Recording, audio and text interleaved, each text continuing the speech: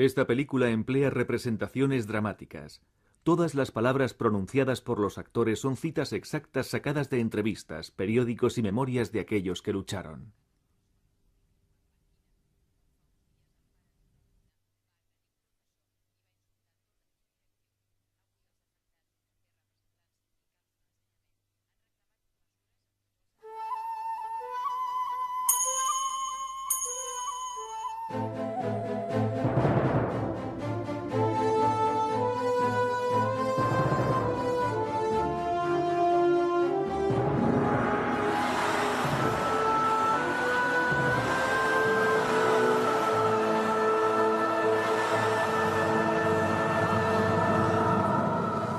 Corea, la guerra inacabada.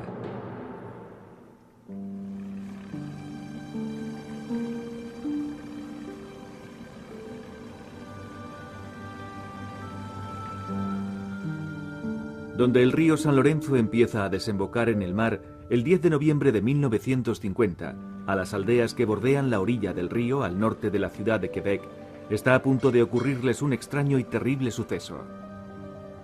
Pocos son aún los aldeanos que saben que aquel suceso está ligado directamente a uno de los secretos más terribles de la Guerra de Corea.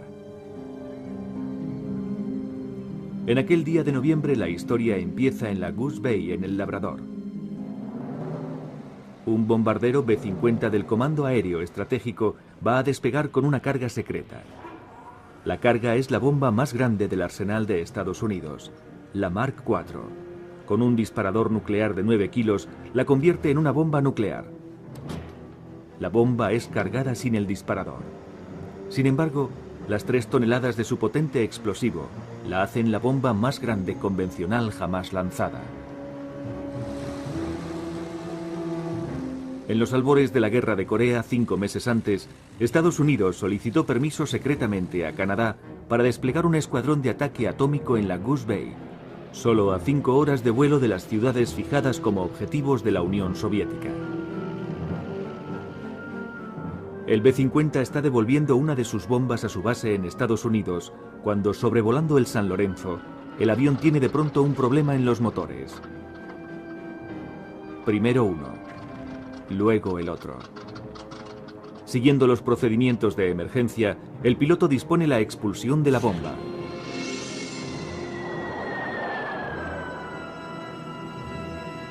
Preparándola para que explote a los 775 metros de altitud. Son las 4 de la tarde, un momento para el recuerdo para los que estaban abajo. Los periódicos del día siguiente informan de una explosión que ha hecho temblar la tierra, produciendo una columna de humo amarillo de casi 1 kilómetro de alto. Los aldeanos afirman que el suelo tembló en unos 40 kilómetros a la redonda. La historia de portada es relegada enseguida. Las autoridades mienten, diciendo que era un vuelo de rutina y que la explosión tan solo era una pequeña bomba para prácticas. Esto es parte de la historia secreta de la Guerra de Corea, el camuflaje del enorme plan nuclear clandestino que se estaba llevando a cabo en caso de que Estados Unidos y sus aliados no tuvieran otros medios para ganar la guerra. Pero antes de recurrir a la bomba, el más famoso general norteamericano lanzaría una desesperada invasión naval sobre Corea.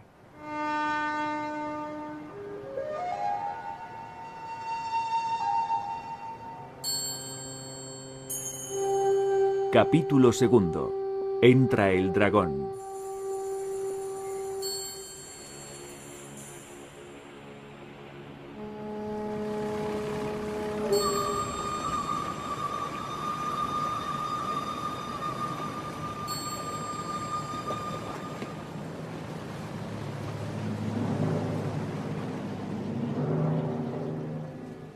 Este es el puerto de Incheon, en Corea del Sur. Hace más de 50 años, los marines norteamericanos tomaban al asalto este bastión, sorprendiendo a sus defensores comunistas. Hace 50 años vine aquí a luchar. Hoy en Incheon, la sorpresa es diferente. Un momento de serenidad y de emoción para los veteranos visitantes, cuando la clase de una escuela local visita el monumento. Mirad. Fue una guerra siniestra. vio sufrir a los niños coreanos cuando él no era mucho más mayor. Así que este es un momento para saborearlo. Mi nombre, Donald. ¿Conocéis al pato Donald? Donald Gill. Don Gill, de Nueva Inglaterra, tenía 18 años y no estaba preparado para lo que le esperaba. Os enseñaré algunas fotos. Incheon, Seúl, la carretera. Este que sube corriendo por la calle soy yo.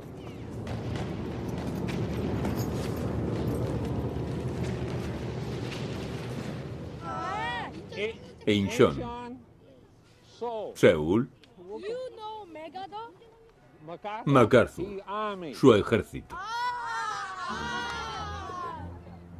Los soldados y los niños han venido a ver la estatua del controvertido general Douglas MacArthur en Incheon. Gill está aquí con el veterano canadiense John Bishop. John.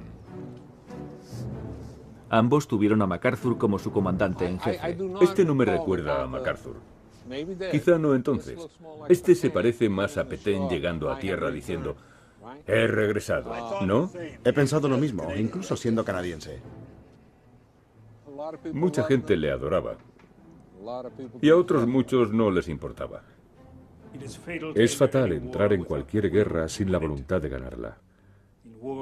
En la guerra, o ganas o pierdes, vives o mueres. Y la diferencia es de solo un parpadeo.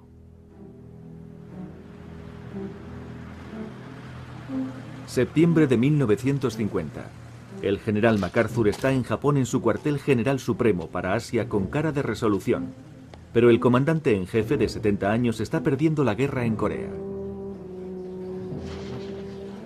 MacArthur está preparando un nuevo plan, una atrevida estrategia para cambiar el curso de la guerra en Corea. El plan es recoger a las tropas estadounidenses atrapadas en Pusan y desembarcarlas en Incheon para sorprender a los enemigos norcoreanos por detrás.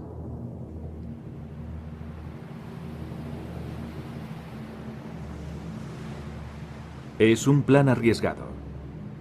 En Incheon las mareas son muy fuertes. Se retiran dejando bancos de lodo. Si el momento no es el preciso, la flota invasora varará y les convertirá en blancos fáciles.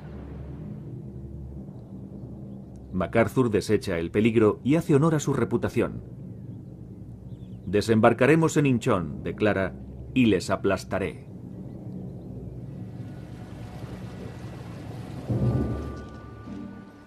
El 12 de septiembre de 1950, miles de tropas norteamericanas están embarcando en los buques de transporte que les llevarán a Incheon. Bill Childress, poeta y soldado, escribe sobre la sensación de subir a bordo de un buque de transporte. Nos apiñamos dentro como esclavos en alguna gigantesca pirámide, seleccionados por el faraón para su sepultura en contra de nuestra voluntad.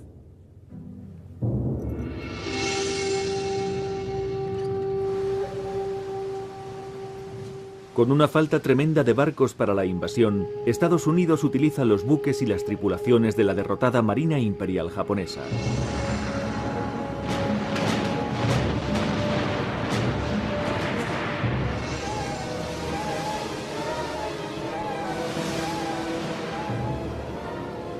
La flota de MacArthur soporta una tormenta en el Pacífico, pero sortea con habilidad la marea en Incheon y llegan a la orilla en 2 oleadas con 12 horas entre sí.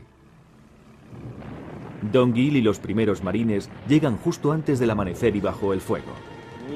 Trepamos el muro. Teníamos 2 escaleras de madera. Tuvimos que subir las escaleras para sortear el muro.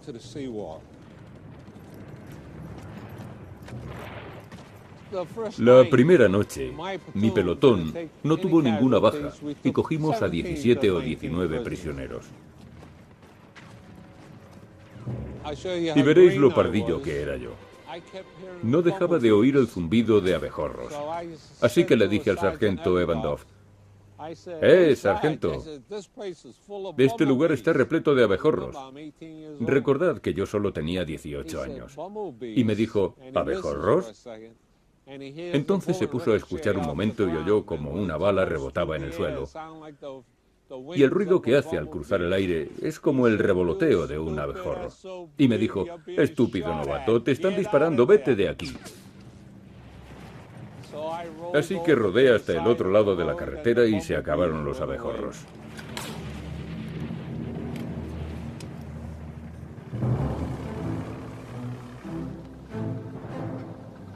Una vez seguro Inchón, MacArthur desembarca. Su arriesgado plan ha tenido un brillante éxito. No presiente que este triunfo será su último hurra.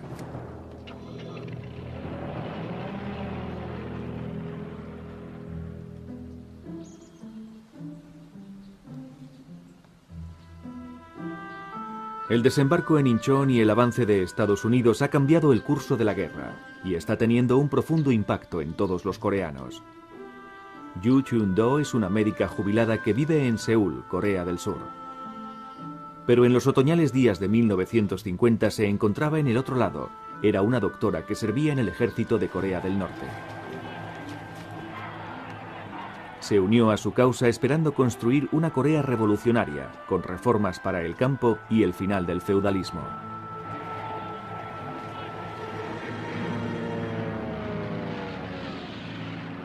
La ofensiva estadounidense hizo añicos sus sueños.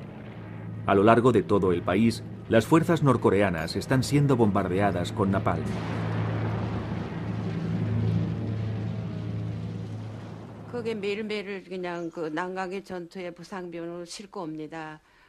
Traían a los heridos. Todos los días había gente que perdía sus extremidades. Chicos monstruosamente hinchados debido a las bombas de napalm.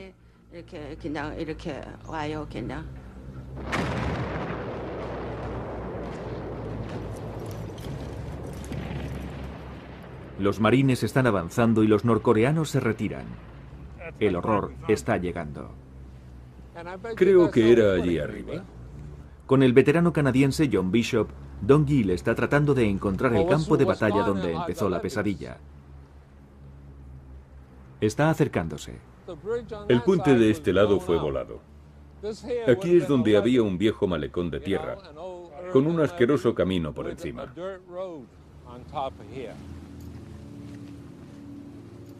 Entonces dijeron, primer pelotón, compañía Baker, adelante.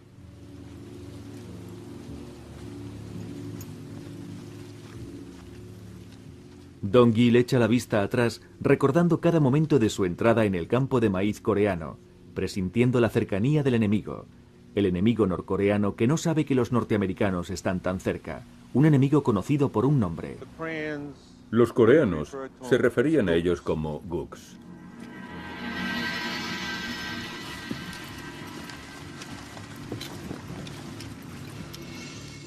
Los marines prepararon una emboscada y los norcoreanos cayeron directamente en ella.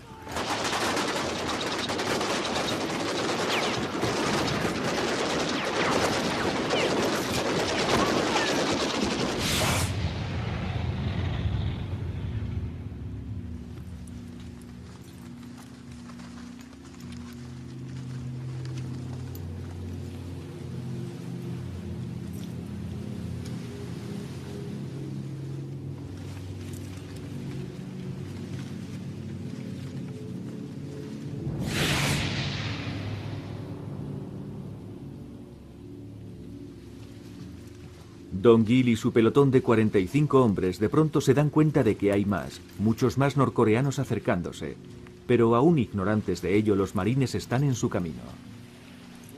Nos superaban con mucho en número. Lo único a nuestro favor es que llegaban en grupos de 20 o 30 a la vez. Les disparamos a todos. Les tumbamos a todos.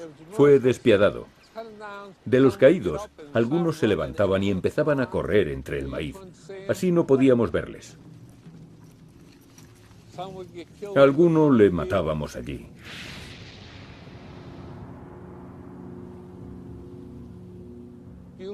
Cuando mirabas atrás, todo lo que veías entre el maíz eran cuerpos. Ninguno de los nuestros resultó herido. Al pasar junto a ellos, al grupo que disparamos, alguno se levantaba detrás de nosotros. Y si veías que venía alguno por detrás, te hacías caca. No tienen refuerzos. Los marines reciben ahora una cruda y aterradora orden: matar a los heridos. Alguien ordenó a uno que disparara a todos los que estaban en el suelo.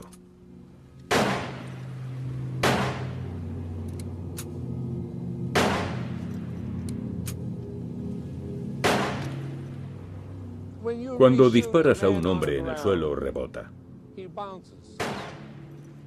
La bala le atraviesa, da en el suelo, rebota y atraviesa su espalda y se levanta en el aire. Un chaval no quería hacerlo.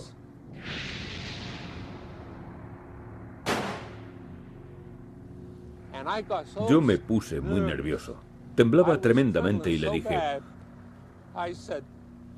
dispárale a la cabeza. ¡Dispárale a la cabeza! Dispárales a todos en la cabeza. Y luego me dije a mí mismo: caray, ¿yo he dicho eso? Y entonces él empezó a dispararles a todos en la cabeza.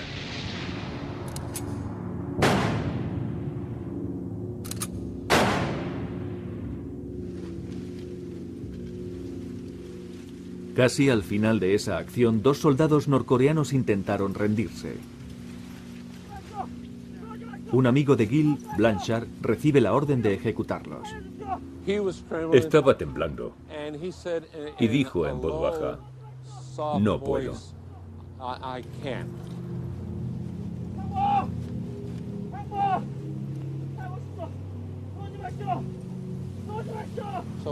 Así que cogimos a los 2 prisioneros. Luego, una unidad de los marines surcoreanos llegó hasta nosotros y alguien les entregó a nuestros 2 prisioneros. Pero alrededor de 15 minutos después, o 10 minutos desde detrás de ese montículo, oímos. Y nos miramos unos a otros como diciendo: ese ha sido el final de los prisioneros.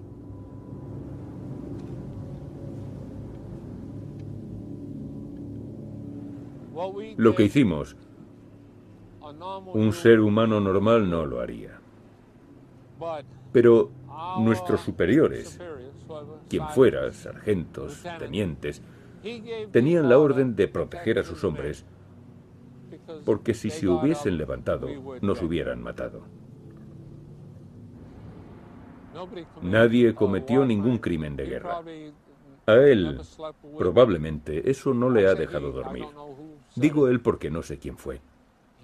Seguro que no durmió bien desde aquel día, pero dio la orden correcta.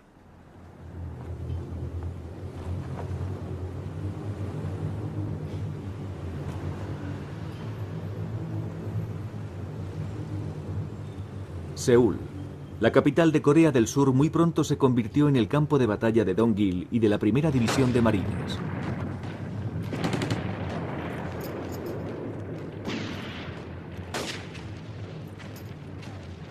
Lucharon calle por calle, en cada edificio, con los fotógrafos de guerra metidos en todo el meollo, tratando de captar la acción.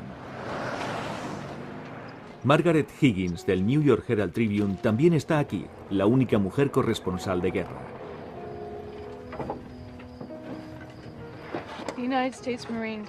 Los marines de Estados Unidos abrieron un sangriento camino en la ciudad.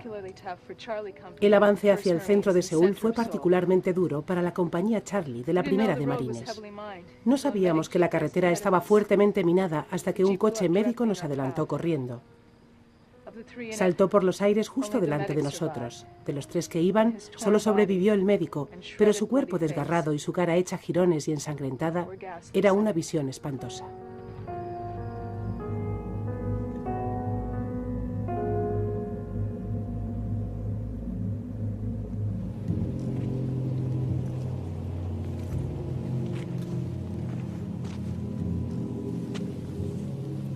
Después de la batalla, el pelotón de Gil está en tal estado que camina por un campo de minas totalmente inconsciente.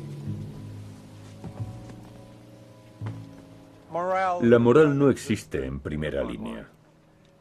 Ganas una batalla y no pegas saltos gritando, soy el número 1. Todo el mundo está triste, afligido, y te sientes afortunado de seguir respirando. Pero a medida que va subiendo la escala de mando, empieza a haber moral y alegría por lo que se ha realizado. Los marines reconquistan Seúl y el general MacArthur vuela desde Japón para la celebración. Un oficial dice que le prestó más atención que a Incheon. Organizado el retorno de Syngman Rhee, se completa con un desfile de bienvenida por el regreso a la capital de Corea del Sur de los líderes derechistas.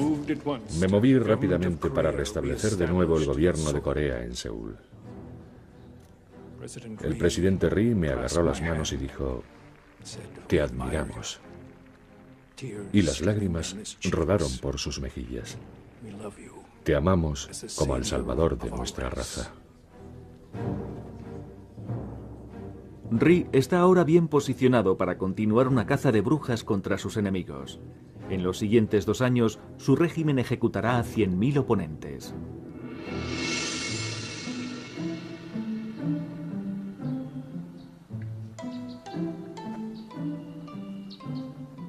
Vives si tienes suerte, mueres si no la tienes. Es una frase de uno de los poemas de Yu Chun-do. Después de servir como médica en el ejército de Corea del Norte, ahora se encuentra entre los refugiados intentando llegar a su hogar. Mientras iba caminando, los soldados norteamericanos que pasaban junto a mí me gritaban, nena, ¿a dónde vas? Y yo decía, a Seúl. Estaba muy tensa, pero no tenía miedo.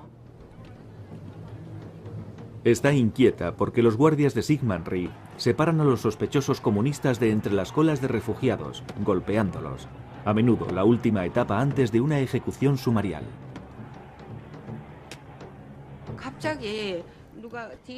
Luego, después de haber estado andando un rato, alguien me agarró desde atrás y dijo, tú eres comunista. Deberías morir. Sentí que 2 balas pasaban rozando mi cabeza y mentalmente empecé a contar. 1, 2, 3. Creí que me habían dado. Así que me caí al suelo sin pensar.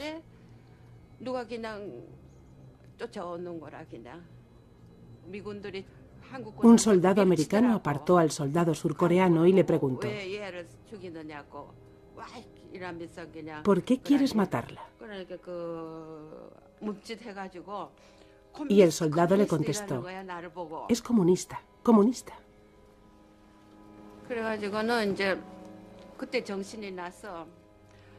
Yo le expliqué que no era comunista, sino una estudiante. Así que empujó a un lado al soldado surcoreano y me dio la mano para que montara en su jeep. Luego me subió sobre el parachoques y muchos soldados americanos me dieron chocolate. Así que fui sentada sobre el parachoques con el regazo lleno de chocolatinas.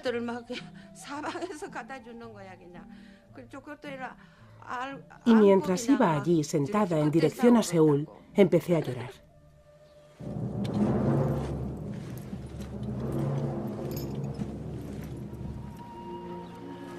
Una filmación de propaganda norteamericana nos cuenta una historia parecida.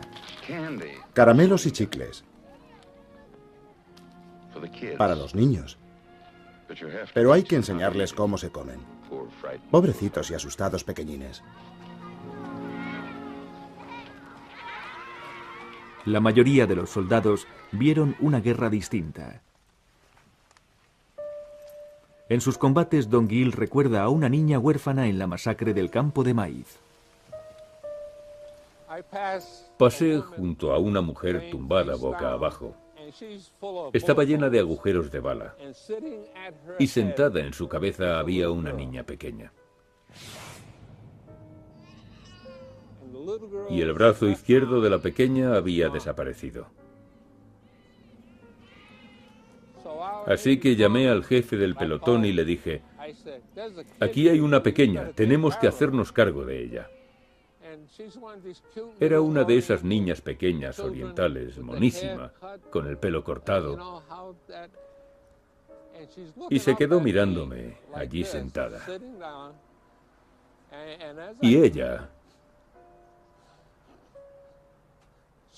solo miraba, ni lloraba ni se quejaba, tan solo me miraba mientras pasaba junto a ella. Yo continué mi camino con el grupo. Y hasta hoy en día, a menudo, me pregunto qué habrá sido de esa pequeña.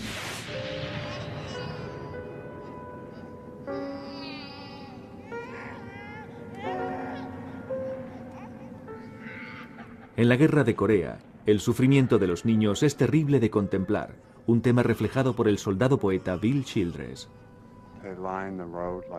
Se alineaban en la carretera como tallos quebrados, niños con el abdomen hinchado y las flores de su cara, pétalos desgarrados, con los harapos de su ropa hecha jirones.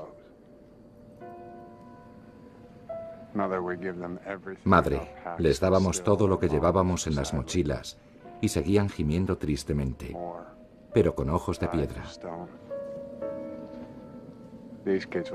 Esos niños nunca más volverán a cantar.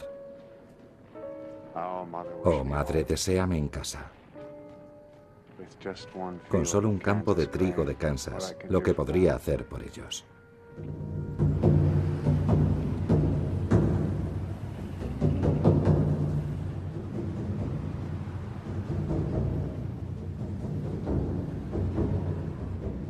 La historia de Corea del Norte habla de una retirada de lucha gloriosa después del desembarco en Incheon y de su derrota en Seúl. Kim Tae-hwa era un jefe de batallón de 23 años. Después de que el enemigo desembarcara en Incheon, nos dieron la orden de retirarnos de modo temporal. Nosotros creíamos firmemente que la retirada sería solo temporal.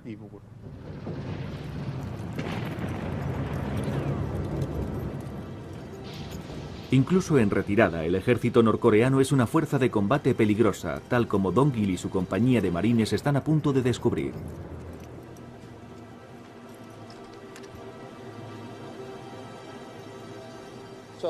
Así que empezamos a bajar por aquella asquerosa carretera. A los 3 primeros compañeros que encabezaban la marcha les disparan.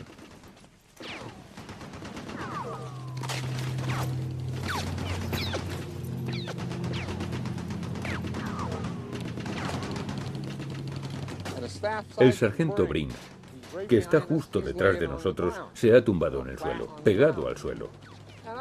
Y no sé qué le pasa por su mente, porque dejando su fusil en el suelo, se levanta y dándose golpes en el estómago grita: "No pueden dispararme". Y al momento de decir eso, le tumban.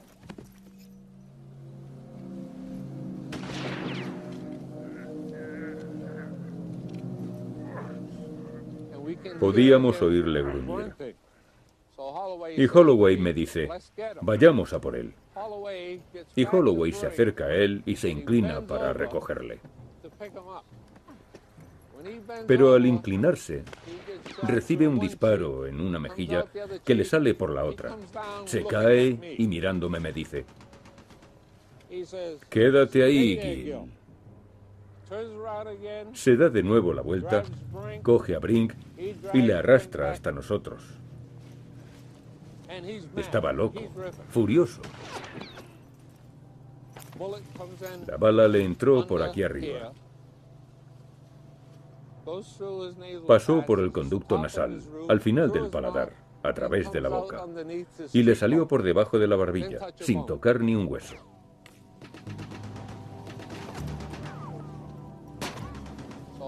Y entonces Holloway me dice: "Don, ¿quieres ir hasta ese edificio para ver si podemos utilizarlo?".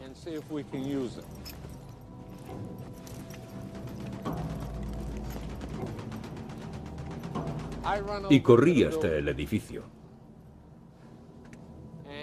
Disparaban balas trazadoras a través de él. Entraban por un lado y salían por el otro. Ahora tenía que armarme de valor para regresar de nuevo en medio de todo aquello. Volver junto a Holloway para decirle que no nos servía. Sin darse cuenta del peligro, más marines van detrás de Gill.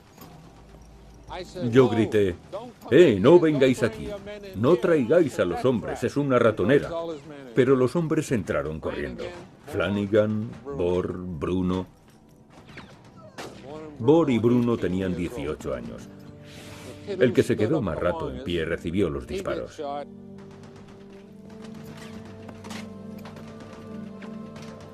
El otro, de 18 años también, le entró miedo. Se levantó y también le dispararon. Cayó al suelo. Solo dijo una palabra, Gooks, y murió. Así que nos encontramos en un edificio del que no podíamos salir. Antes de acabar el día, casi todos los que estábamos allí, incluido yo, estábamos heridos. Regresamos de nuevo al campo de maíz y trasladamos a los heridos a los helicópteros y se los llevaron.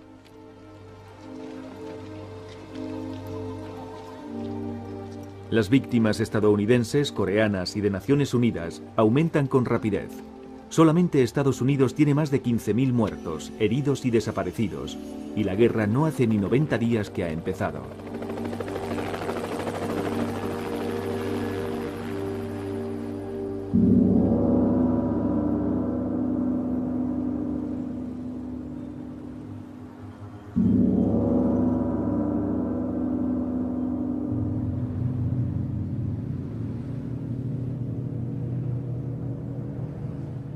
En China, en la residencia veraniega del líder, el ánimo es sombrío. Mao Zedong recibe informes de que las fuerzas de Naciones Unidas están preparándose para invadir Corea del Norte y amenazan China. Mao elige a la neutral India como mensajero para advertir a Occidente de que cualquier ataque a Corea del Norte será visto como un ataque a China. Confiada y exultante, la administración norteamericana se siente ahora invulnerable. El presidente y su secretario de Estado hacen muy poco caso de las advertencias de China. El historiador militar Bin Yor. Se tomaron las advertencias oficiales de China como un farol. O era propaganda, o esos comunicados transmitidos por el embajador indio en Beijing serían procomunistas, así que ¿cómo fiarse de él? Por lo que Washington desoyó esas advertencias, pero resultaron ser reales. El general MacArthur había sido autorizado por Washington a extender la guerra hacia Corea del Norte, pero que lo hiciera sin provocar a China. Por otro lado, MacArthur intenta llevar a cabo una invasión ilimitada. Mi misión es limpiar toda Corea del Norte para unificarla y liberarla.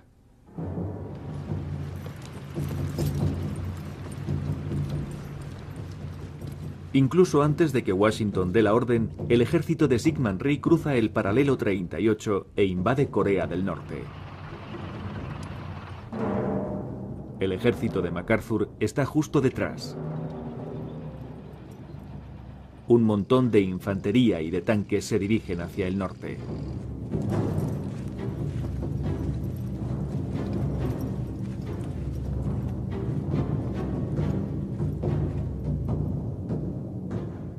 A principios de octubre, las fuerzas norteamericanas en cabeza avanzan a través de las montañas en un frente dividido, dirigiéndose hacia el río Yalu, la frontera con China.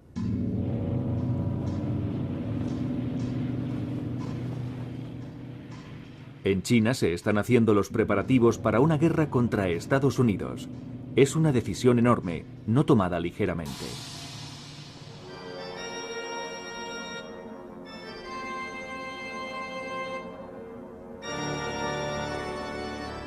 Nada alarma más a los chinos que la amenaza de la bomba atómica. Estados Unidos prueba repetidamente la bomba del día del juicio final en el Pacífico. La amenaza de la bomba mantiene a la Unión Soviética a las puertas de la guerra. Pero China decide que debe hacer frente a la amenaza y lo deja a juicio de uno de los jóvenes militares más famosos, el general Du Ping. Llegamos a la conclusión de que son los hombres, no una o dos bombas, lo que decide el resultado de una guerra. Y una bomba atómica en el campo de batalla infligiría daños no solo a nosotros, sino también a los norteamericanos que estuvieran allí. Además, la opinión del mundo está en contra de las armas atómicas. Los Estados Unidos tendrán que pensárselo 2 veces si quieren usarlas.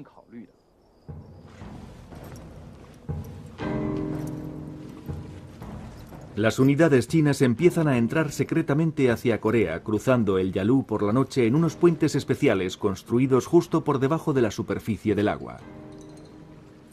Para minimizar su intervención, los chinos piden voluntarios como soldados para ir a Corea. Mientras el ejército chino se despliega, el ministro de Asuntos Exteriores despacha en Moscú para asegurarse armas y, lo más apremiante, soporte aéreo soviético contra el poder aéreo estadounidense. El líder soviético, Joseph Stalin, le saluda como a un camarada, pero les concede poca cosa. Sin deseos de enfrentarse a Estados Unidos, Stalin le promete armas, pero no soporte aéreo en el interior de Corea. Fue un golpe para Mao. El 12 de octubre, en cuanto recibe el telegrama desde Moscú, Mao interrumpe el cruce del río Yalu al ejército chino. Finalmente, Mao piensa que si China no lucha contra Estados Unidos en Corea, más pronto o más tarde los norteamericanos invadirán China con la intención de destruir su revolución. Así que, con o sin soporte aéreo, deben luchar. La nuestra es una causa justa. Y una causa justa es invencible.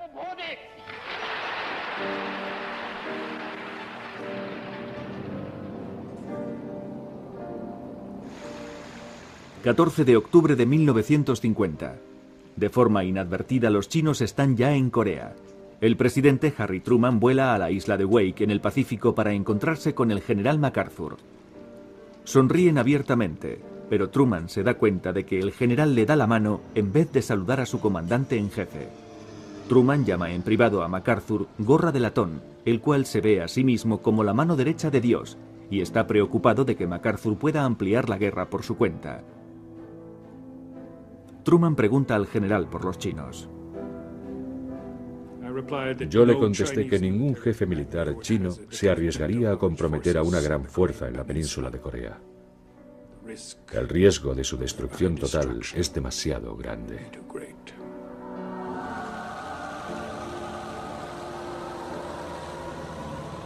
Es la hora del destino, una historia de gran locura.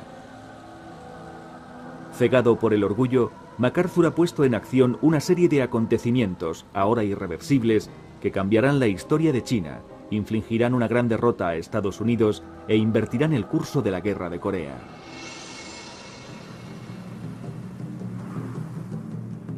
En las montañas de Corea no hay duda de que han llegado los chinos y están empezando a entrar en contacto con el ejército norcoreano. Los norcoreanos están asombrados al ver allí a sus nuevos aliados.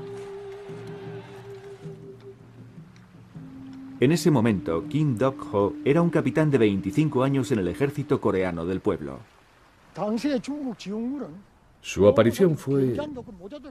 ¿Cómo puedo expresarlo? Pobre.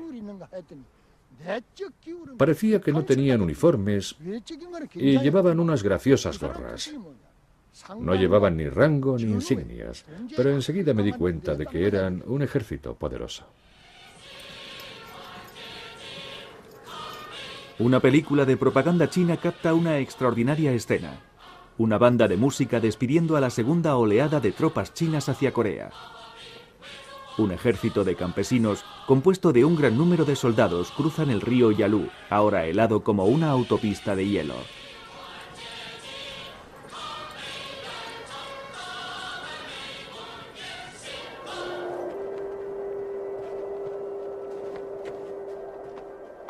Mientras, en el interior de Corea, los soldados norteamericanos capturan a algunos de los líderes. Los oficiales chinos son interrogados.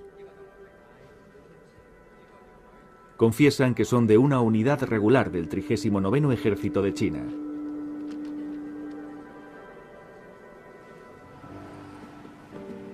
El general MacArthur informa de ello y de los cada vez más numerosos informes de inteligencia, pero no quiere creerlos.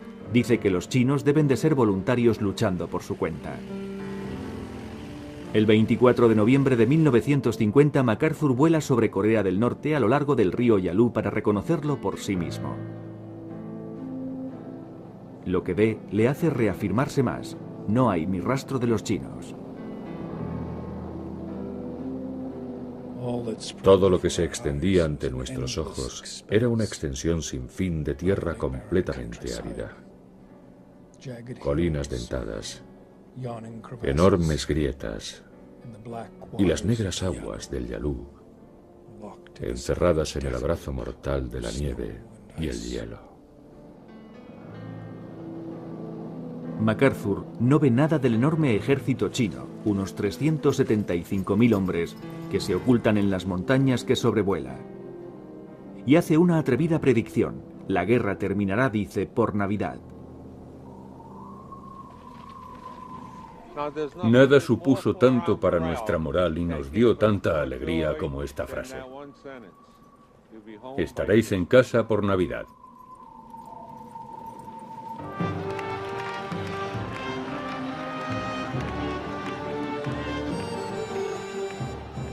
Los chinos están ahora confiados de la sorpresa.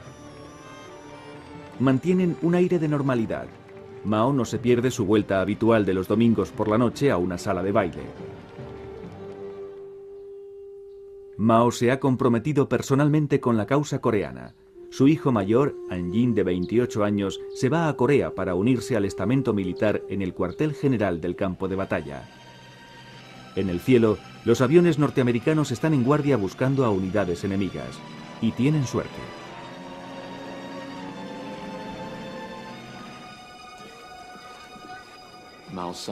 El hijo de Mao creo que estaba en un cobertizo, en una granja de campesinos coreana, y fue destruida. Utilizaron napalm u otros agentes muy efectivos que la quemaron.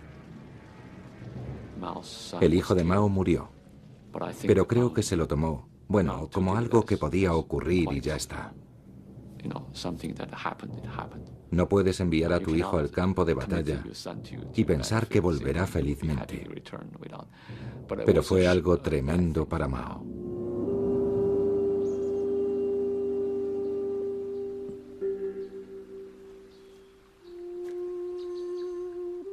Según se dice, la muerte de su hijo supuso un gran golpe para el líder chino. Pero si acaso, esto fortaleció más la resolución de Mao.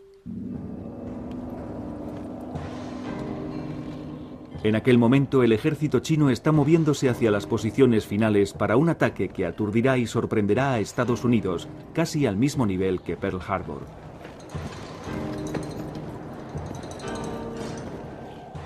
Los generales chinos tienen ahora la estrategia para enfrentarse al ejército de Estados Unidos. Sospechamos que tienen miedo de luchar de noche, mano a mano, por lo que nos aprovecharemos de las montañas de Corea para hacer ambas cosas.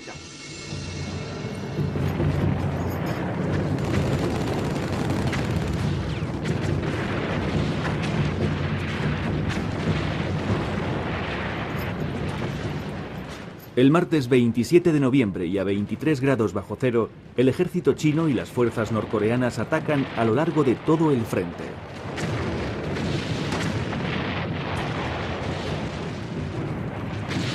Tan de sorpresa y colosal es el ataque que las fuerzas de Estados Unidos y de las Naciones Unidas empiezan una inminente y desesperada retirada. Mao debía de tenerlo en mente. Si realmente quieres detener la guerra y obtener un buen tratado, tienes que barrer a las unidades norteamericanas.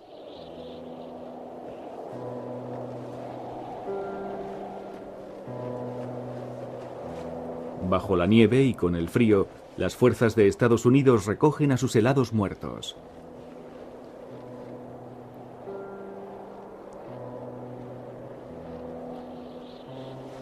Empieza la retirada, la gran marcha atrás, en palabras de un general norteamericano.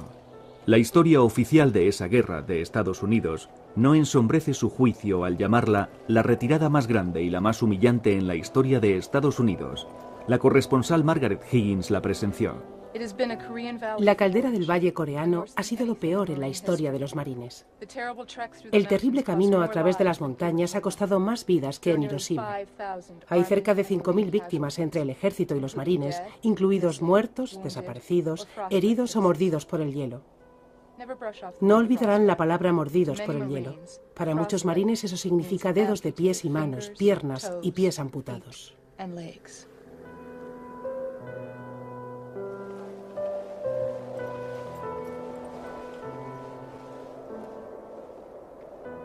El infortunio sacude el liderazgo militar de Estados Unidos. MacArthur está desfasado y sigue con el ataque.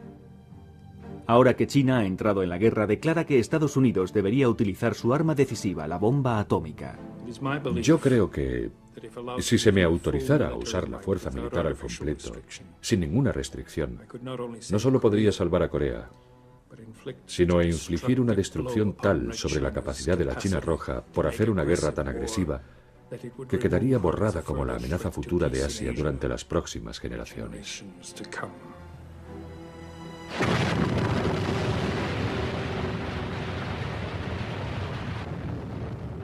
Como el presidente que ordenó el lanzamiento de las bombas atómicas en Japón 5 años antes, Truman es consciente del tremendo impacto y está decidido a no pasar a la historia como el hombre que dio la orden 2 veces.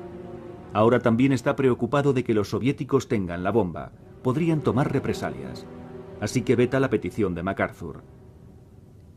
Pero MacArthur y muchos líderes estadounidenses continúan haciendo campaña para el uso del arma decisiva contra lo que otros jefes militares llaman las hordas asiáticas. Creo que por parte de Estados Unidos, en general ven a China, a su gobierno comunista, como quizá el peor tipo de comunismo. No eran solo rojos, eran rojos amarillos, amarillos, como la amenaza mongol. Por lo que puede decirse que hay ciertos rasgos de racismo. Acto primero del final de la guerra. Pero las pesadillas de aquellos que lucharon en ella solo han empezado. Os quiero a todos. Marines. Estoy buscando a mi amigo. Murió.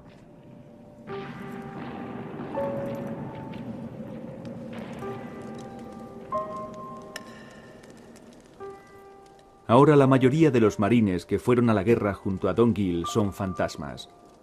No puede quitarse algunas escenas de la mente. La noche anterior a que tuviera lugar la terrible batalla. Estaban alrededor de un fuego de campaña soñando con sus hogares. Gill recuerda beber en una taza metálica que le quemó los labios. Cree que fue la última hora de su vida que estuvo en paz consigo mismo. Al romper el día, todos los chinos se pusieron en pie y mataron a los soldados a los que llamaban Gooks, chicos de una edad similar a la suya, disparándoles en el pecho y luego en la cabeza cuando estaban ya tendidos entre el maíz.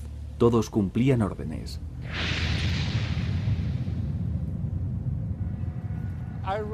Al principio escribí una historia sobre ese día en 1950. La titulé No hay tiempo para prisioneros. Eso ha sido una pesadilla toda mi vida. Cuando quitas una vida por ningún motivo racional, porque verlo en el cine o en el teatro es una cosa, pero formar parte de ello cuando tú no quieres estar allí es otra.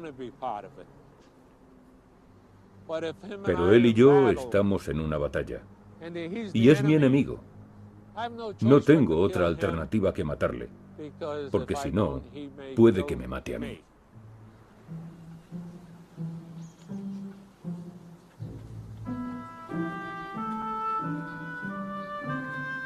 Yu Chun-do también está atormentada. Muchos de sus camaradas murieron y ella ha vivido una larga vida. Me ha invadido un sentimiento de culpabilidad durante mucho tiempo.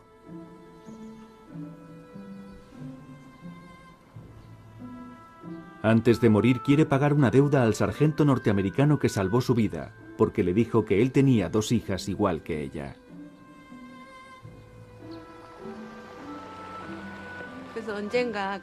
Desearía algún día poder verle y darle las gracias por su buena acción, aunque por entonces no era ya ningún jovencito.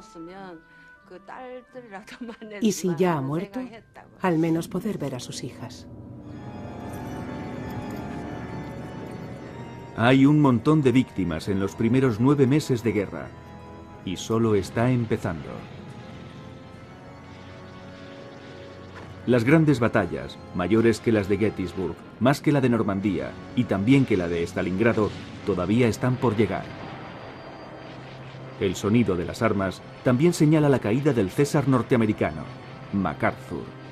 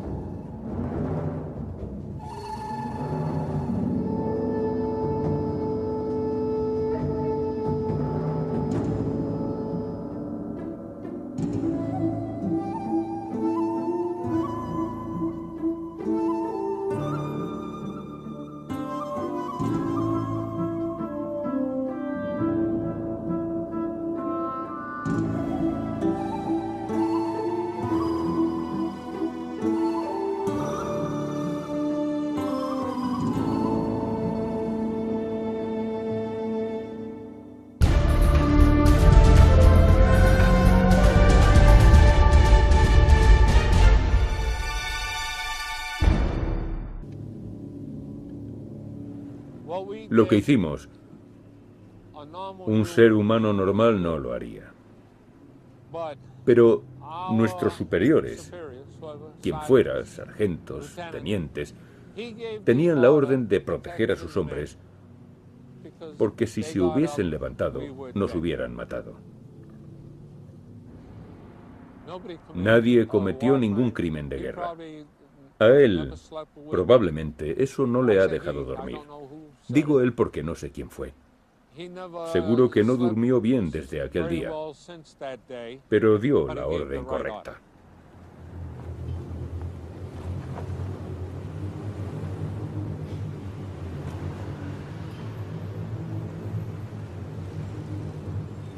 Seúl, la capital de Corea del Sur, muy pronto se convirtió en el campo de batalla de Dong-il y de la primera división de marines.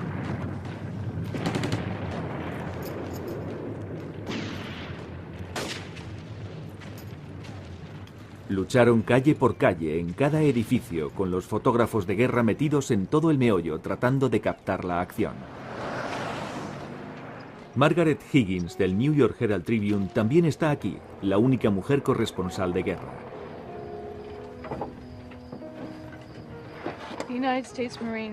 Los marines de Estados Unidos abrieron un sangriento camino en la ciudad. El avance hacia el centro de Seúl fue particularmente duro para la compañía Charlie de la primera de marines. No sabíamos que la carretera estaba fuertemente minada hasta que un coche médico nos adelantó corriendo. Saltó por los aires justo delante de nosotros. De los 3 que iban, solo sobrevivió el médico, pero su cuerpo desgarrado y su cara hecha jirones y ensangrentada era una visión espantosa.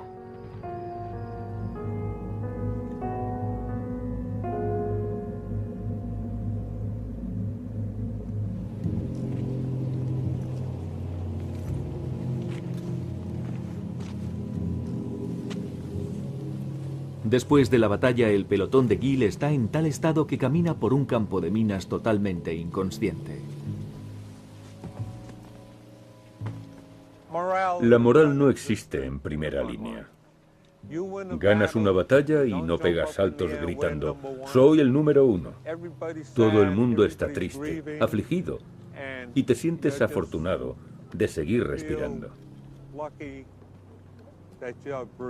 Pero a medida que va subiendo la escala de mando, empieza a haber moral y alegría por lo que se ha realizado. Los marines reconquistan Seúl y el general MacArthur vuela desde Japón para la celebración. 2 veces, si quieren usarlas.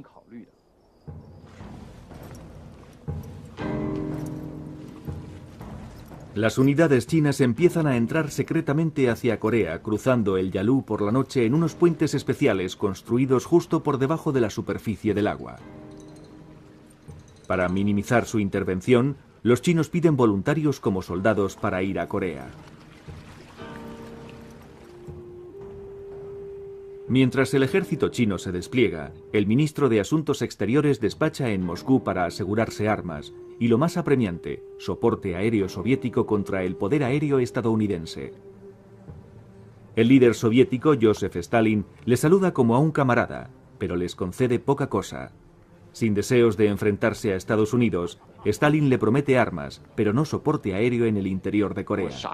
Fue un golpe para Mao. El 12 de octubre, en cuanto recibe el telegrama desde Moscú, Mao interrumpe el cruce del río Yalu al ejército chino.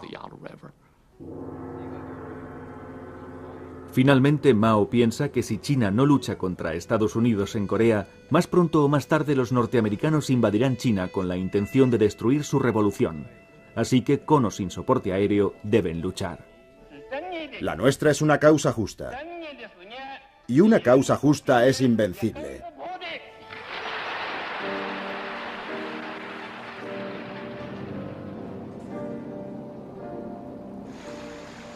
...14 de octubre de 1950. De forma inadvertida, los chinos están ya en Corea. El presidente Harry Truman vuela a la isla de Wake, en el Pacífico, para encontrarse con el general MacArthur. Sonríen abiertamente, pero Truman se da cuenta de que el general le da la mano en vez de saludar a su comandante en jefe. Truman llama en privado a MacArthur gorra de latón, el cual se ve a sí mismo como la mano derecha de Dios, y está preocupado de que MacArthur pueda ampliar la guerra por su cuenta. Truman pregunta al general por los chinos.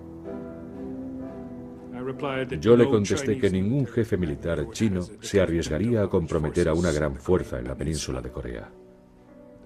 El riesgo de su destrucción total es demasiado grande.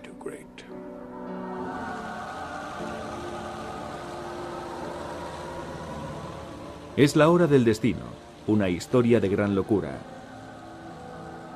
Cegado por el orgullo, MacArthur ha puesto en acción una serie de acontecimientos, ahora irreversibles, que cambiarán la historia de China, infligirán una gran derrota a Estados Unidos e invertirán el curso de la guerra de Corea.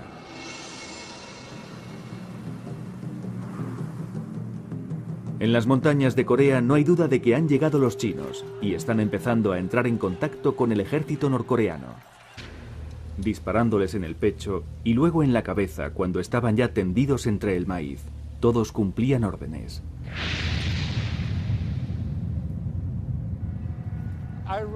Al principio escribí una historia sobre ese día en 1950. La titulé No hay tiempo para prisioneros. Eso ha sido una pesadilla toda mi vida. Cuando quitas una vida por ningún motivo racional, porque verlo en el cine o en el teatro es una cosa, pero formar parte de ello cuando tú no quieres estar allí es otra. Pero él y yo estamos en una batalla, y es mi enemigo. No tengo otra alternativa que matarle, porque si no, puede que me mate a mí.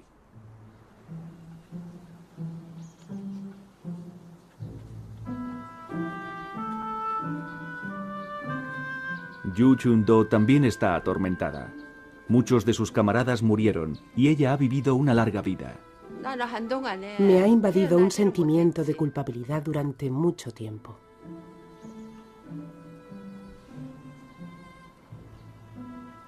Antes de morir quiere pagar una deuda al sargento norteamericano que salvó su vida, porque le dijo que él tenía 2 hijas igual que ella.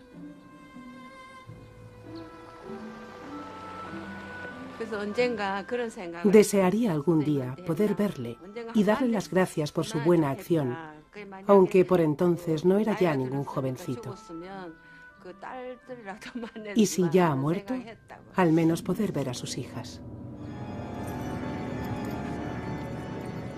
Hay un montón de víctimas en los primeros 9 meses de guerra, y solo está empezando. Las grandes batallas, mayores que las de Gettysburg, más que la de Normandía y también que la de Stalingrado, todavía están por llegar. El sonido de las armas también señala la caída del César norteamericano, MacArthur.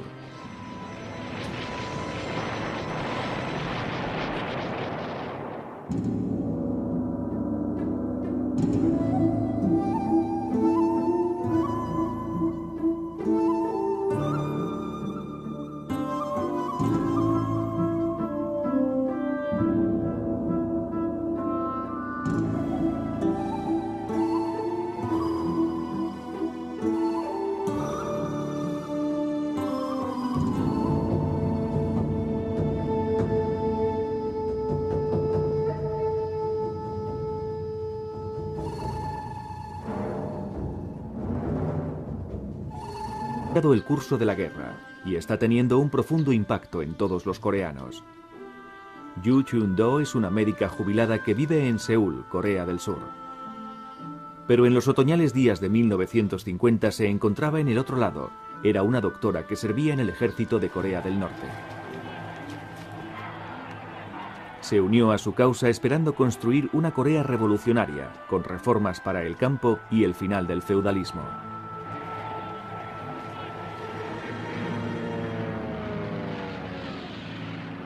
La ofensiva estadounidense hizo añicos sus sueños. A lo largo de todo el país, las fuerzas norcoreanas están siendo bombardeadas con napalm.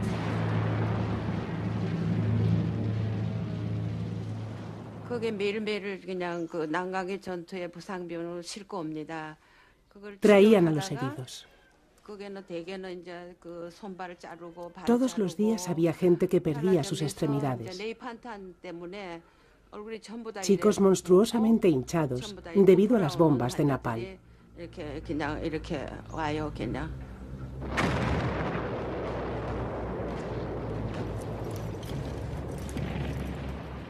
Los marines están avanzando y los norcoreanos se retiran. El horror está llegando.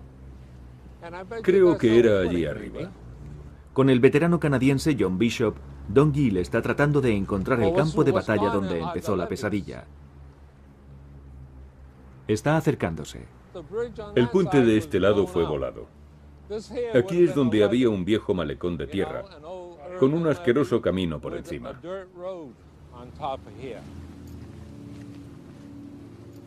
Entonces dijeron: primer pelotón, compañía Baker, adelante.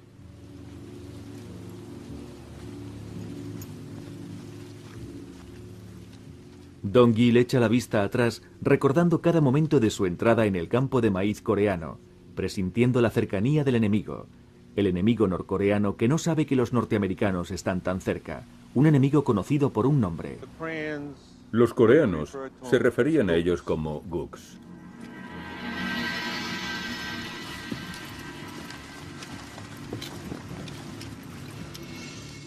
Los marines prepararon una emboscada y los norcoreanos cayeron directamente en ella.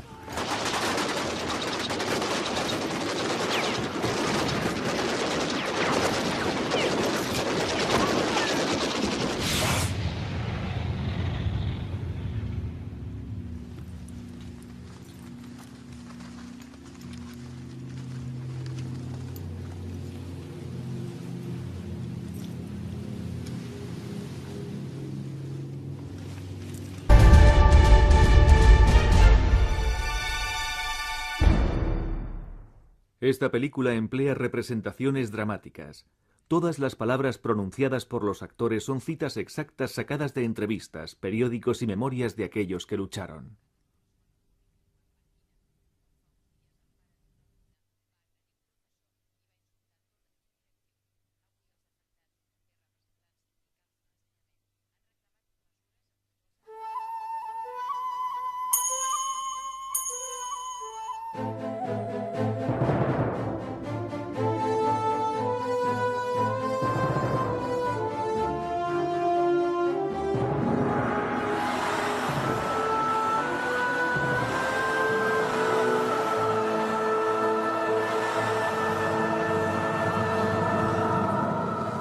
Corea, la guerra inacabada.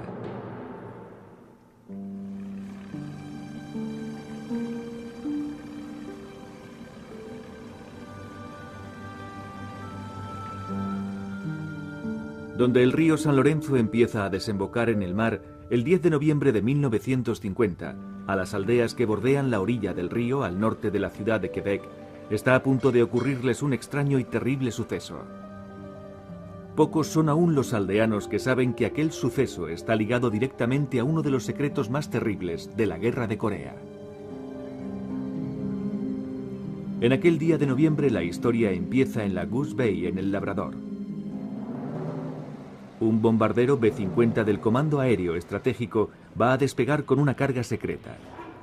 La carga es la bomba más grande del arsenal de Estados Unidos, la Mark IV.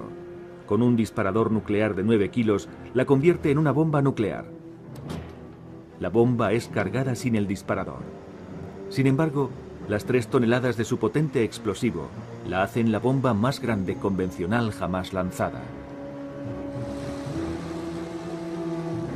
En los albores de la Guerra de Corea, 5 meses antes, Estados Unidos solicitó permiso secretamente a Canadá para desplegar un escuadrón de ataque atómico en la Goose Bay, solo a 5 horas de vuelo de las ciudades fijadas como objetivos de la Unión Soviética.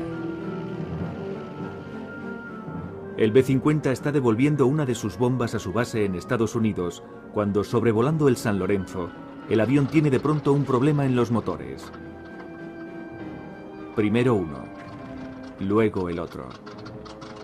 Siguiendo los procedimientos de emergencia, el piloto dispone la expulsión de la bomba.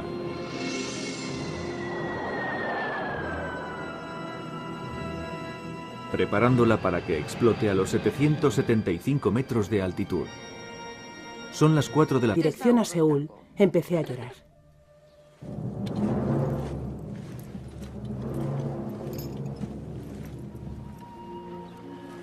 Una filmación de propaganda norteamericana nos cuenta una historia parecida. Caramelos y chicles. Para los niños. Pero hay que enseñarles cómo se comen. Pobrecitos y asustados pequeñines. La mayoría de los soldados vieron una guerra distinta. En sus combates, Don Gil recuerda a una niña huérfana en la masacre del campo de maíz. Pasé junto a una mujer tumbada boca abajo. Estaba llena de agujeros de bala. Y sentada en su cabeza había una niña pequeña. Y el brazo izquierdo de la pequeña había desaparecido. Así que llamé al jefe del pelotón y le dije: aquí hay una pequeña, tenemos que hacernos cargo de ella. Era una de esas niñas pequeñas orientales, monísima, con el pelo cortado. Y se quedó mirándome allí sentada. Y ella solo miraba. Ni lloraba, ni se quejaba, tan solo me miraba mientras pasaba junto a ella. Yo continué mi camino con el grupo. Y hasta hoy en día, a menudo, me pregunto qué habrá sido de esa pequeña.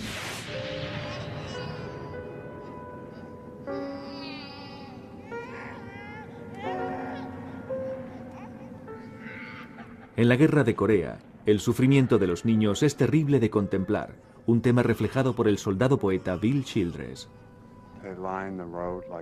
Se alineaban en la carretera como tallos quebrados, niños con el abdomen hinchado y las flores de su cara, pétalos desgarrados, con los harapos de su ropa hecha jirones.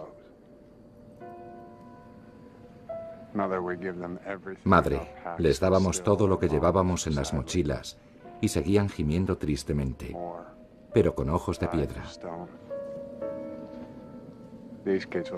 Esos niños nunca más volverán a cantar. Oh, madre, deséame en casa.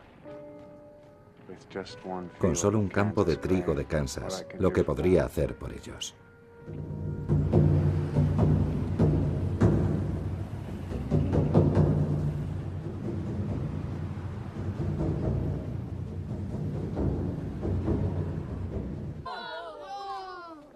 Mirad.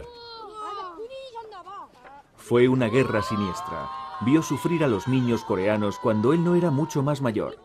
Así que este es un momento para saborearlo. Mi nombre. Donald. ¿Conocéis al pato Donald? Donald Gill. Don Gill, de Nueva Inglaterra, tenía 18 años y no estaba preparado para lo que le esperaba. Os enseñaré algunas fotos. Incheon, Seúl, la carretera. Este que sube corriendo por la calle soy yo.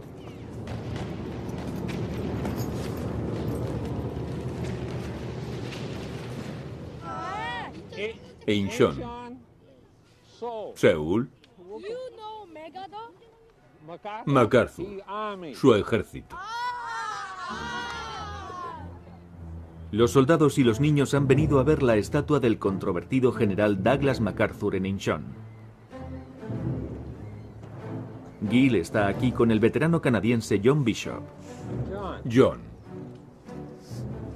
Ambos tuvieron a MacArthur como su comandante en jefe. Este no me recuerda a MacArthur. Quizá no entonces. Este se parece más a Petain llegando a tierra diciendo: he regresado, ¿no? He pensado lo mismo, incluso siendo canadiense. Mucha gente le adoraba. Y a otros muchos no les importaba. Es fatal entrar en cualquier guerra sin la voluntad de ganarla.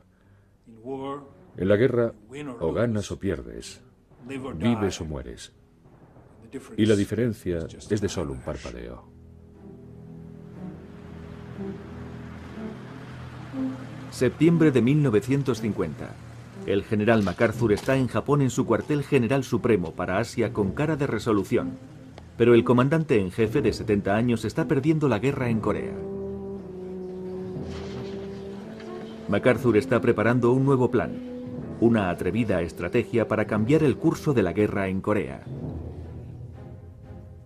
El plan es recoger a las tropas estadounidenses atrapadas en Pusan y desembarcarlas en Incheon para sorprender a los enemigos norcoreanos por detrás.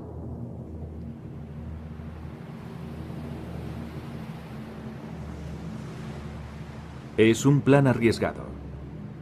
En Incheon las mareas son muy fuertes. Se retiran dejando bancos de lodo.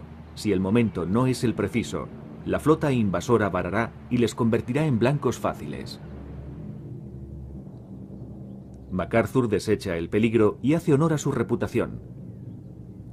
Desembarcaremos en Incheon, declara, y... Septiembre de 1950. El general MacArthur está en Japón en su cuartel general supremo para Asia con cara de resolución. Pero el comandante en jefe de 70 años está perdiendo la guerra en Corea. MacArthur está preparando un nuevo plan, una atrevida estrategia para cambiar el curso de la guerra en Corea. El plan es recoger a las tropas estadounidenses atrapadas en Pusan y desembarcarlas en Incheon para sorprender a los enemigos norcoreanos por detrás.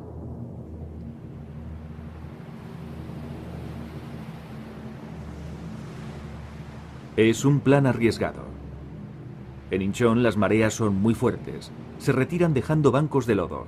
Si el momento no es el preciso, la flota invasora varará y les convertirá en blancos fáciles. MacArthur desecha el peligro y hace honor a su reputación. Desembarcaremos en Incheon, declara, y les aplastaré.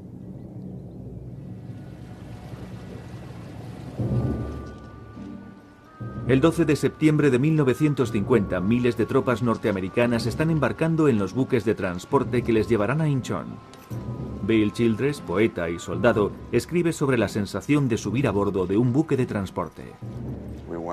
Nos apiñamos dentro como esclavos en alguna gigantesca pirámide, seleccionados por el faraón para su sepultura en contra de nuestra voluntad.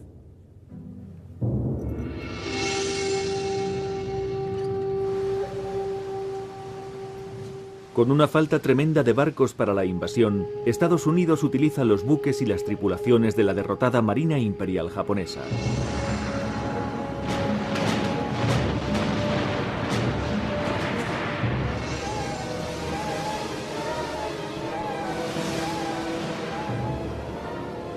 La flota de MacArthur soporta una tormenta en el Pacífico, pero sortea con habilidad la marea en Inchón y llegan a la orilla en 2 oleadas con 12 horas entre sí. Don Gil y los primeros marines llegan justo antes del amanecer y bajo el fuego. Trepamos el muro. Teníamos 2 escaleras de madera. Tuvimos que subir las escaleras para sortear el muro.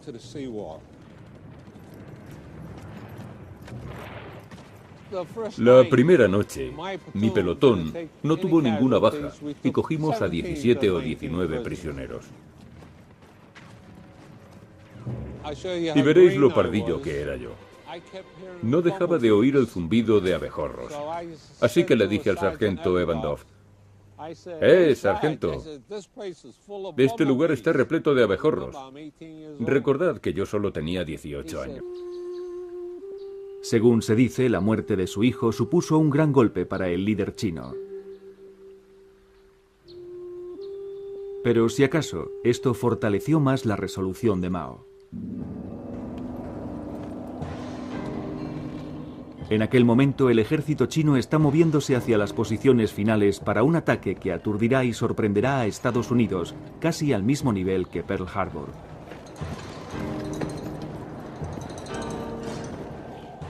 Los generales chinos tienen ahora la estrategia para enfrentarse al ejército de Estados Unidos. Sospechamos que tienen miedo de luchar de noche, mano a mano, por lo que nos aprovecharemos de las montañas de Corea para hacer ambas cosas.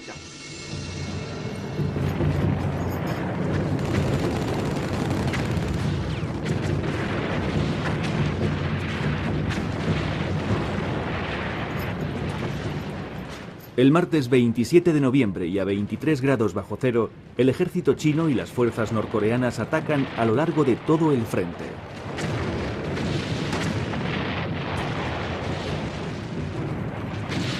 Tan de sorpresa y colosal es el ataque que las fuerzas de Estados Unidos y de las Naciones Unidas empiezan una inminente y desesperada retirada.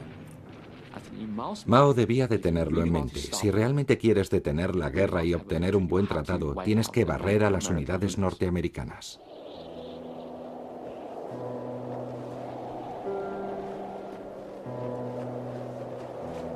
Bajo la nieve y con el frío, las fuerzas de Estados Unidos recogen a sus helados muertos.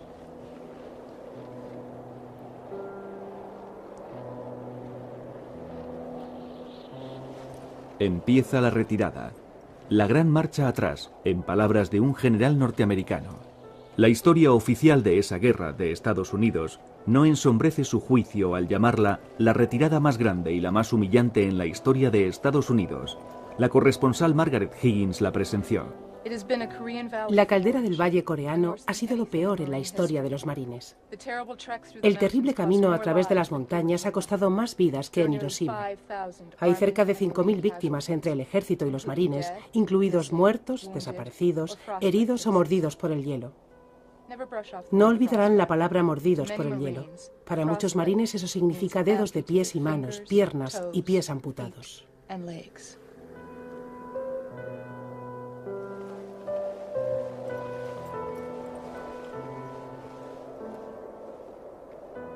El infortunio sacude el liderazgo militar de Estados Unidos.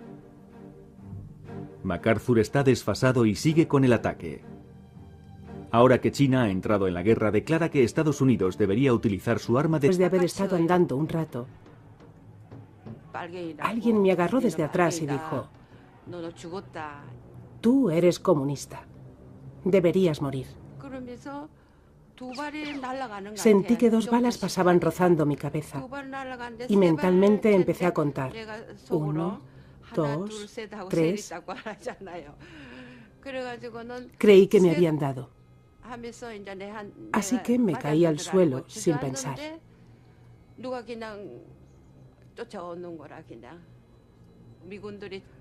Un soldado americano apartó al soldado surcoreano y le preguntó: ¿por qué quieres matarla? Y el soldado le contestó: es comunista, comunista.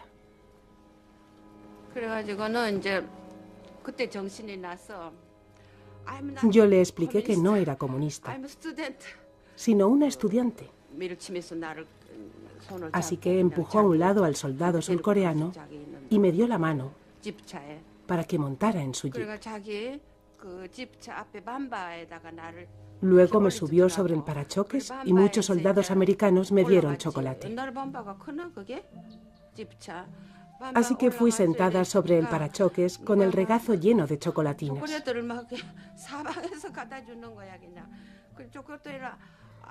Y mientras iba allí sentada en dirección a Seúl, empecé a llorar.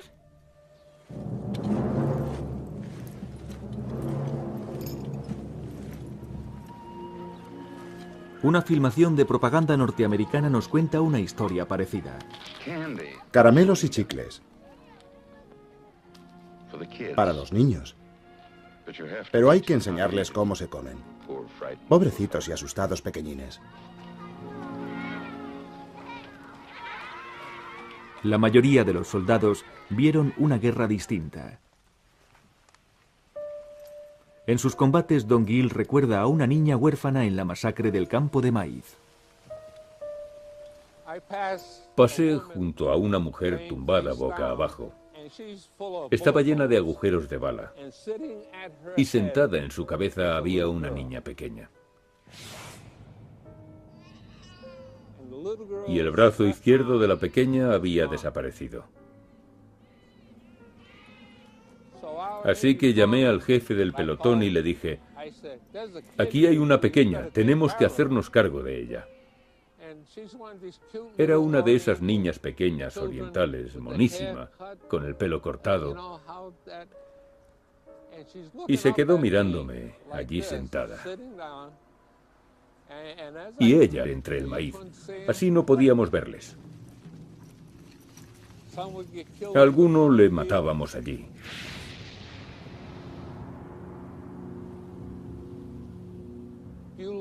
Cuando mirabas atrás, todo lo que veías entre el maíz eran cuerpos. Ninguno de los nuestros resultó herido. Al pasar junto a ellos, al grupo que disparamos, alguno se levantaba detrás de nosotros. Y si veías que venía alguno por detrás, te hacías caca. No tienen refuerzos. Los marines reciben ahora una cruda y aterradora orden: matar a los heridos. Alguien ordenó a uno que disparara a todos los que estaban en el suelo.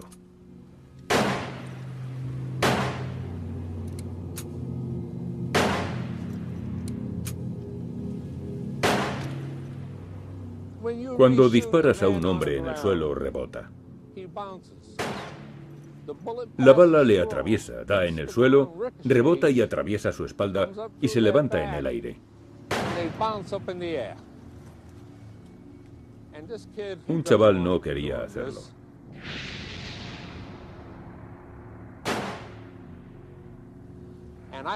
Yo me puse muy nervioso. Temblaba tremendamente y le dije: dispárale a la cabeza. ¡Dispárale a la cabeza! Dispárales a todos en la cabeza. Y luego me dije a mí mismo: caray, ¿yo he dicho eso? Y entonces él empezó a dispararles a todos en la cabeza.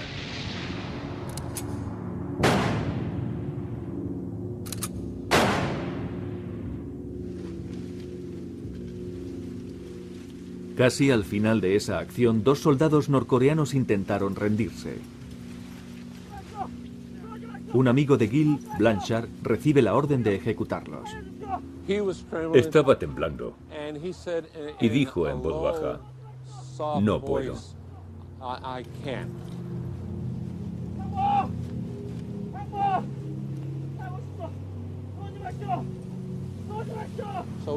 Así que cogimos a los 2 prisioneros.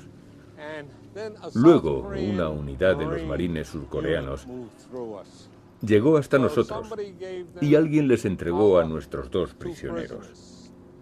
Pero alrededor de 15 minutos después, o 10 minutos desde detrás de ese montículo, oímos. Y nos miramos unos a otros como diciendo: ese ha sido el final de los prisioneros.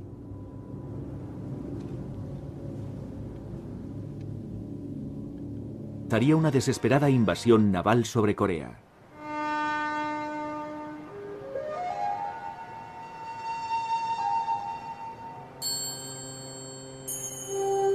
Capítulo 2. Entra el dragón.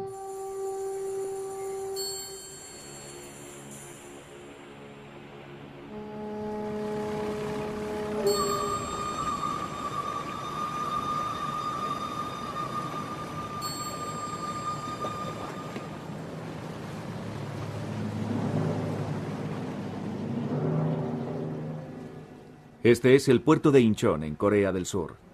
Hace más de 50 años, los marines norteamericanos tomaban al asalto este bastión, sorprendiendo a sus defensores comunistas.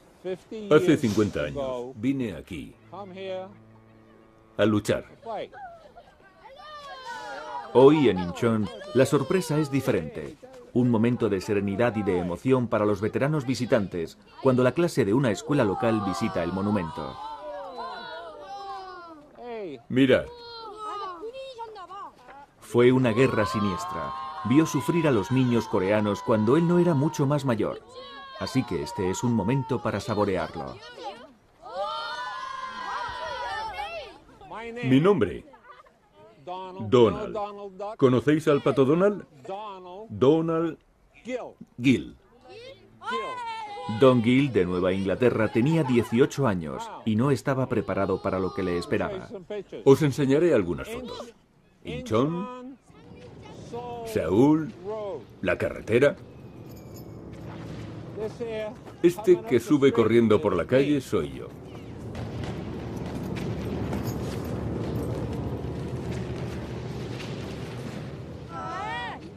Incheon, Seúl, MacArthur, su ejército. Los soldados y los niños han venido a ver la estatua del controvertido general Douglas MacArthur en Incheon. Gill está aquí con el veterano canadiense John Bishop. John. Ambos tuvieron a MacArthur como su comandante en jefe. Este no me recuerda a MacArthur. Quizá no entonces.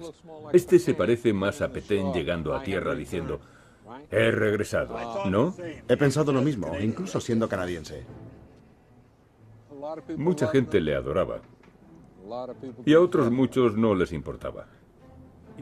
Es fatal entrar en cualquier guerra sin la voluntad de ganarla. En la guerra, o ganas o pierdes, vives o mueres. Y la diferencia es de solo un parpadeo.